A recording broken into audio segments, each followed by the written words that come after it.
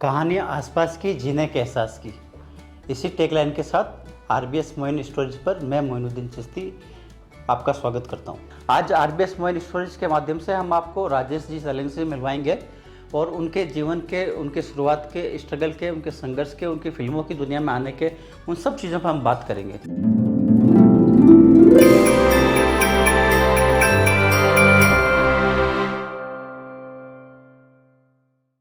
आइए बात करते हैं राजेश जी सैलेंग से।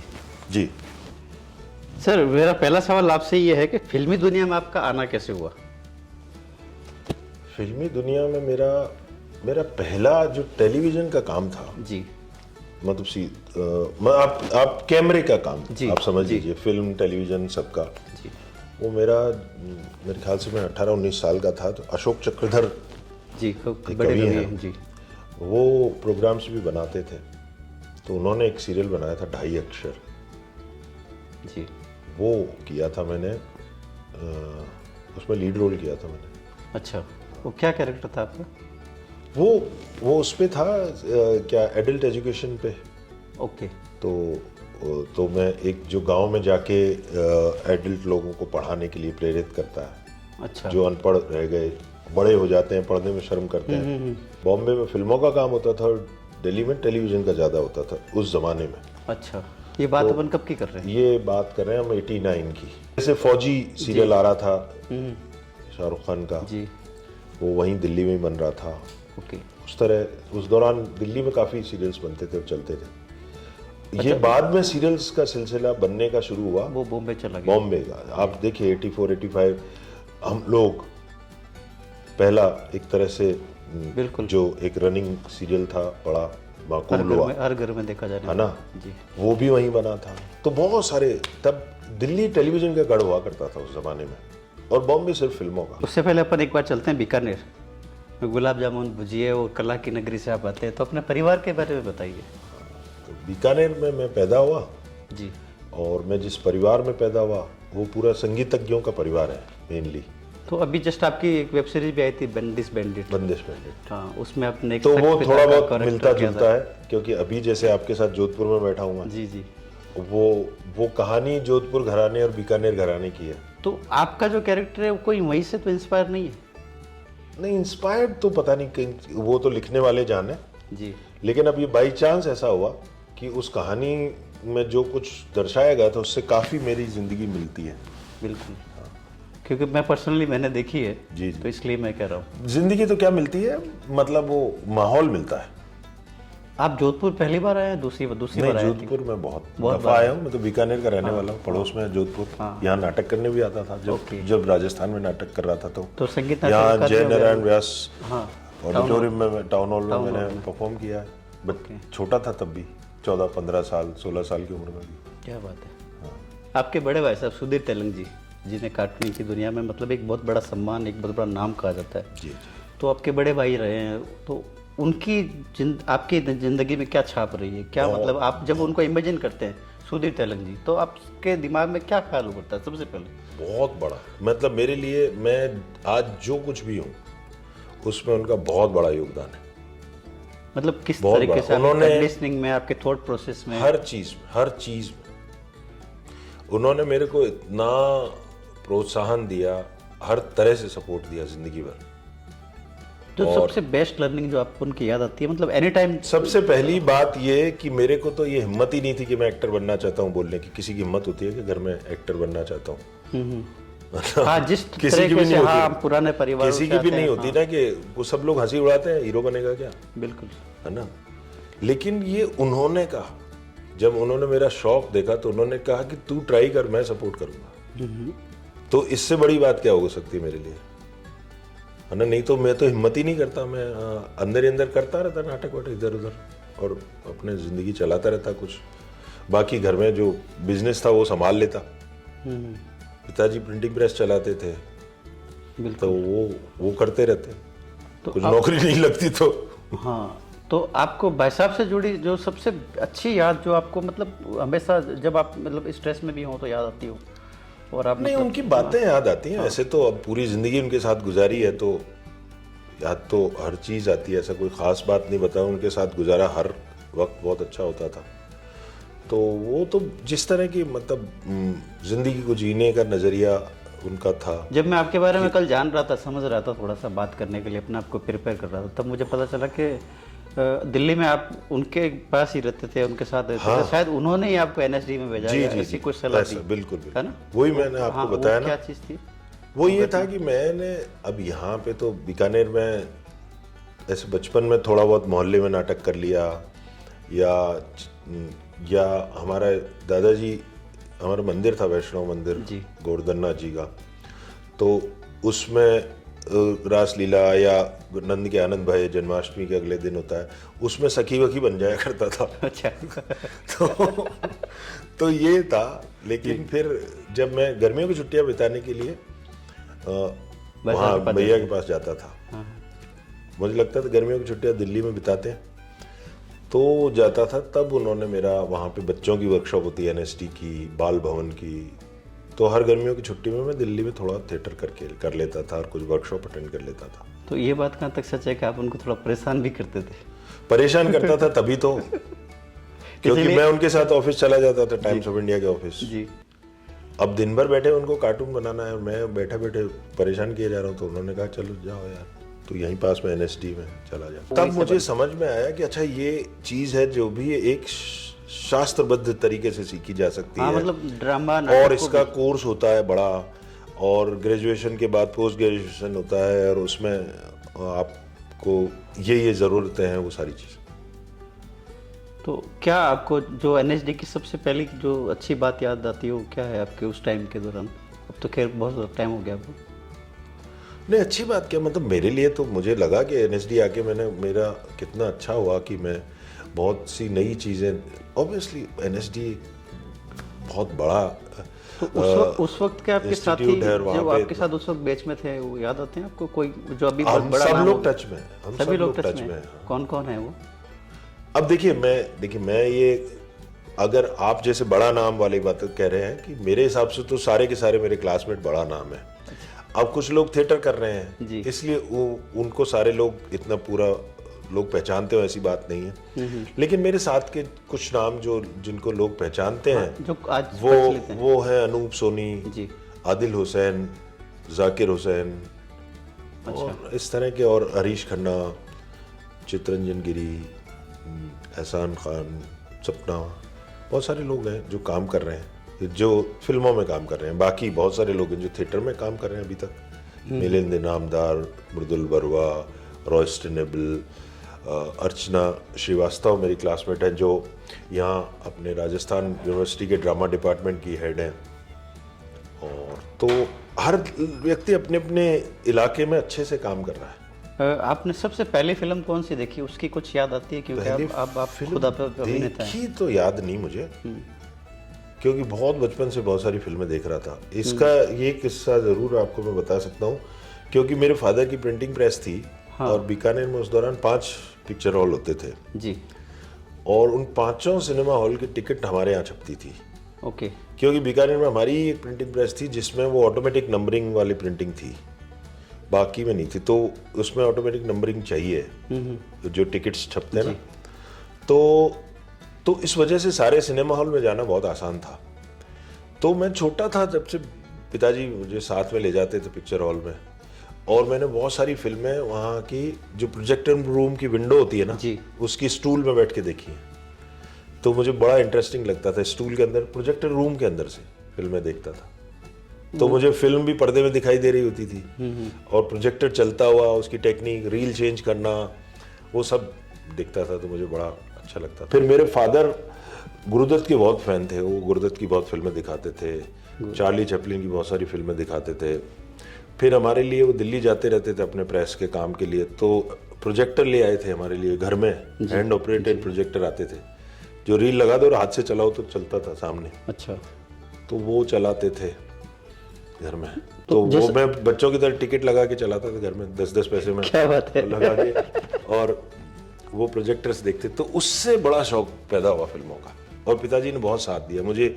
फिल्म मेकिंग पे बुक लाके उन्होंने दे दी जब मैं 11 साल 12 साल का था। क्या बात है, इससे बेस्ट क्या गिफ्ट हो सकता है? ये मेरे पिताजी ने दी, वो मेरे पास आज तक रखी हुई है फिल्म मेकिंग, कैसे शॉट डिवीजन, क्या शॉट होते हैं, लॉन्ग शॉट, क्लोजअप, सारी चीज़ों का ज्ञान वो 10-12 साल की उम्र में मुझे पिताजी ने किताब ला के दी थी। तो जैसे अभी आपने बताया कि आपने प्रोजेक्टर रूम में बैठ के फिल्म देखी, आपको याद आता है कौन सी फिल्म रही होगी? मुझे बहुत सारी फिल्में, शोले, हाथी मेरे साथी, कालिया, बहुत सारी फिल्में देखी हैं। मैं गिना ही नहीं सकता, इतनी फिल्में देखी हैं। पिताजी कैसे थे स्वभाव में आपके?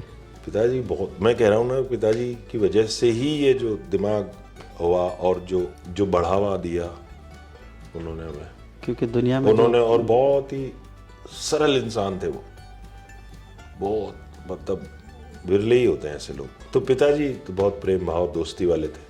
मार सारी माता जी सिखाई है मैंने। अच्छा, ये उल्टा है आपके साथ। अब अभी तो जो तेलंग है वो बिल्कुल सिंपल और संजीदा रोल करते हैं, तो बचपन में अब अभी ये भी रोल ही करता हूँ मैं, हूँ थोड़ी वैसा, एक्टिंग है जी। चूंकि आप खुद कलाकार हैं, इसलिए आप किस कलाकार के मुरीद हैं? मतलब किस कलाकार की कलाकारी या कुछ का जो बड़ा सिनेमाई पर? देखिए, अब तो क्योंकि इतना वक्त हो गया काम करते हुए, तो बहुत सारे कलाकार हैं जिनके लिए दिल में सम्मान और बहुत आदर भाव है, और उनको देख देख के सीखने को मिला है। लेकिन बचपन से जिनका मैं फैन था वो थे अमिताभ बच्चन। क्या बात है, बिग भयंकर। अब वो अब भी उनका फैन, लेकिन अब वो फैन अलग तरह का हूँ। मतलब उनके वे ऑफ वर्किंग, वो जिस तरह से अप्रोच करते हैं, जिस तरह से वो अपने आप को वक्त के साथ बदलते रहते हैं, और जिस तरह से अब वो मतलब अभी भी रिलेवेंट है वो। हाँ, जितना एनर्जेटिक है ना, इस उम्र में भी वो जिस तरह से उतने सालों से वो अपने आप को समय अनुसार बदलते रहे, रीइन्वेंट करते रहे, तो उनसे सीखने की बहुत सारी चीजें। तो आपने और उनके साथ जाहिर है बचपन में उनके ऊपरी चीजें बड़ी आकर्षित करती थी, उनका बोलना चालना, उठना बैठना, वो एक्टिंग में भी आता था पहले मेरे। आपने उनके साथ भी स्क्रीन शेयर किया ना? एक फिल्म की थी मैंने, उन्हें देव उनके साथ की थी एक फिल्म। क्या आपका रोल था, कैसा रोल था? मतलब वो कमिश्नर थे और मैं एसीपी था उसमें जी, जो थोड़ा धोखेबाज एसीपी था। लास्ट में उनको मारता हूँ गोली, वो फिल्म थी देव। मैं आपको बताऊं, गोविंद निलानी साहब ने ये फिल्म बनाई थी जी, और उनके साथ मैं 2 फिल्में कर चुका था उससे पहले जी। एक थी 1084 की माँ और एक थी तक्षक। तो मैं उनके ऑफिस गया और उधर बोला मैंने कि बच्चन साहब के साथ आप फिल्म बना रहे हैं, मुझे एक फ्रेम का रोल दे दीजिए उनके साथ, मैं जीवन में काम करना चाहता हूँ उनके साथ। जी। तो कुछ वक्त बाद मेरे पास उनके ऑफिस से फ़ोन आया कि नहीं, आपको एक रोल है आपके लिए, और एक फ्रेम का नहीं है, आप जितनी भी देर हो उनके साथ हो, सारे फ्रेम आपके। कविताएं भी पढ़ते हैं आप? जी जी। तो ये शौक कैसे, मतलब? कविताओं का तो शौक नहीं, वो तो धोखा से शुरू हुआ, मोहब्बत हुई, धोखे हुए, तो कविताएं शुरू हो गई। तो मतलब वो तो नहीं है ना, दिल टूटने वाला शायर वाली तो श्रेणी नहीं है ना अपनी? नहीं नहीं, बिल्कुल है। क्या दिल किसका नहीं टूटा? झूठ बोलेगा जो कह रहा है मेरा दिल नहीं टूटा। अब कैमरे में सब ऊपर से दिखाते हैं, मैं दिल सबका टूटा है, और मेरा भी बहुत बार टूटा है, और इसलिए कविताएं दिल टूटने पे भी हैं, प्यार पे भी हैं। तो मेरी ज़्यादातर जो मैं उसमें प्रोग्राम करता हूँ वो प्रेम कविताएं हैं, चांद पे चाहे। दुनिया का कोई भी कला आप सच्चे रूप से अगर उसको साधना चाहो, या दुनिया का कोई भी काम छोटे से छोटा, जी, दुनिया के आप बेस्ट मोची बनना चाहो तो वो भी बहुत मुश्किल काम है। पर असंभव जूते सिलना भी बहुत मुश्किल, उसको छोटा काम नहीं है ना। अगर ये शब्द गलत है तो मैं माफ़ी चाहूँगा, लेकिन ये मैं काम से मेरा तात्पर्य था कि अगर आप जूते सिलने का काम करें, आप दर्जी, सिलाई कढ़ाई का काम, हर काम में दक्षता और सबसे बेस्ट बनने के लिए तो है ही। सच में थोड़ी बड़ी बात हो गई आपको लग रहा है, लेकिन आप जो इशारा कर रहे हैं मैं समझ रहा हूँ।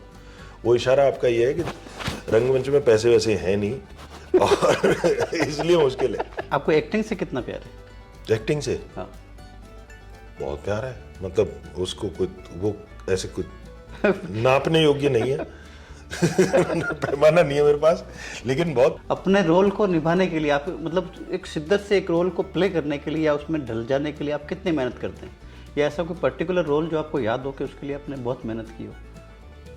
एक तो एक्टर की तैयारी होती है जो ताउम्र चलती है, और एक आपको अलग अलग चरित्र मिलते हैं, आप उन चरित्रों की तैयारी करते हैं। तो है वो ना? जो पहले वाली तो वो एक एक्टर की तैयारी तो सतत प्रक्रिया है, वो तो चलती ही रहेगी हमेशा।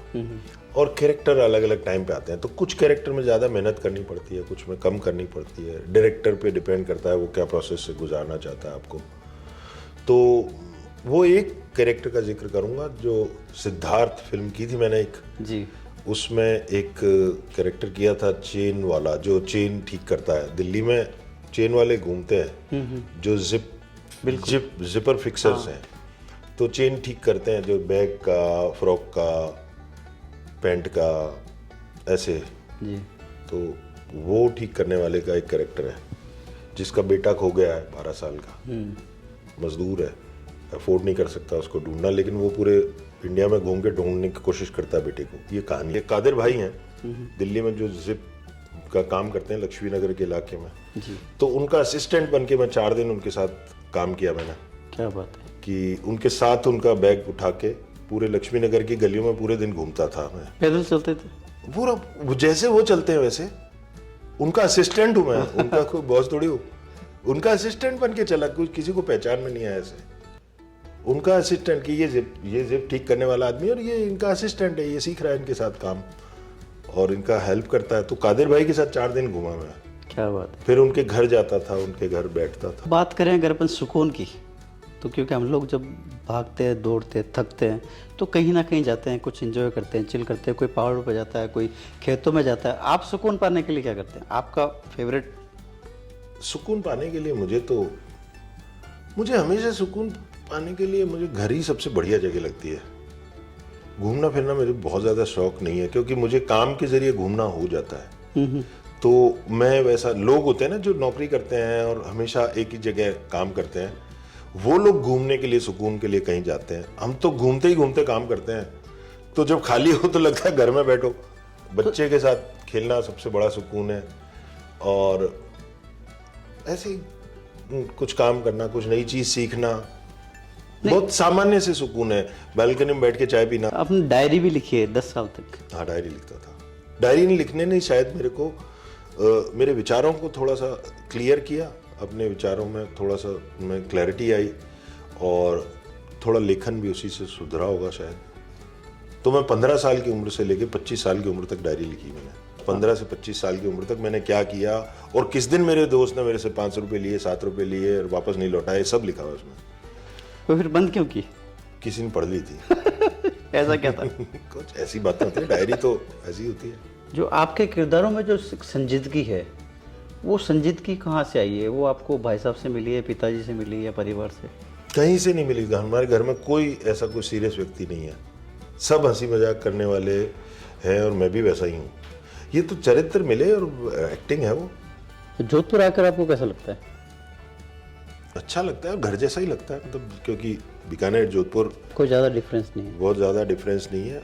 मतलब बीकानेर का बड़ा भाई रहा है हमेशा से जोधपुर, एक तरह से बड़ा भाई क्या, मतलब एक तरह से पिता ही है। जोधा जी और बीका जी की कहानी अगर आपको मालूम ही है तो। इस बार थोड़ा तकलीफ में आया हूँ, मेरे फ्रोजन शोल्डर की प्रॉब्लम चल रही थी बहुत वक्त से। और जब मैं, आपने बंदिश बैंडिट का जिक्र किया, 1.5 साल पहले जब बंदिश, 1.5 या 2 साल हो रहा होगा तकरीबन, तब बंदिश बैंडिट के लिए हम लोग यहाँ शूटिंग कर रहे थे। तब मेरे पता नहीं पाँव में कुछ लचक मोच सी आ गई थी जी। तो शूटिंग रोकनी पड़ी थोड़ी। तो जो भी इलाज करवाया एलोपैथी स्टाइल का, तो उसमें वो कह रहे हैं 15 दिन रेस्ट करो, 10 दिन रेस्ट करो, और फिर शूटिंग इतना रुक नहीं सकती। तो किसी ने सजेस्ट किया हमें यहाँ पे एक संस्थान है, संवरलाल ऑस्टियोपैथ संस्थान। तो फिर वहाँ से फिर मेरी गिरिराज जी से मुलाकात हुई, जो मतलब वहाँ के करता धरता ही हैं एक तरह से उनके पिताजी के बाद। तो उन्होंने मुझे 2 दिन में चंगा कर दिया। तीसरे दिन में चल रहा था तो वो वाला अनुभव मेरे दिमाग में था। चलो, थैंक यू। बिल्कुल, थैंक यू। आपका बहुत बहुत शुक्रिया। बिल्कुल, आपने मुझे बुलाया, सम्मान दिया। आपने मुझे सम्मान दिया। हम दोनों लखनऊ से हैं, आपने दिया। चलो, आपको हमारी आज की कहानी कैसे लगी हमें कमेंट करके जरूर बताएं। और यदि पहली बार आप हमारे चैनल पर आए, किसी भी माध्यम से हमारी कहानी देख रहे हैं, तो आरबीएस मोइन स्टोरीज को सब्सक्राइब करना ना भूलें।